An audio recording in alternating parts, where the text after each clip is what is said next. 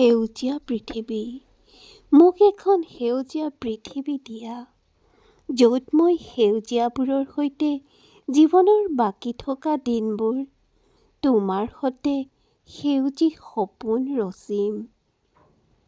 মোক এখন সেউজীয়া পৃথিৱী দিয়া, এজাক মুকলি বতাহ, এচেৰেঙা কোমল ৰ'দ আৰু সেউজীয়া ঘাঁহনিডৰাৰ মাজত উমলি থাকিব দিয়া। গধূলি অস্ত যোৱা বেলিটোৰ সৈতে অকণমান বাৰ্তালাপ কৰিবলৈ দিয়া। সাগৰৰ ঢৌবোৰৰ খলকনিৰ লগত মোৰ দুখ আৰু বিষাদবোৰ উটি ভাহি যাবলৈ দিয়া।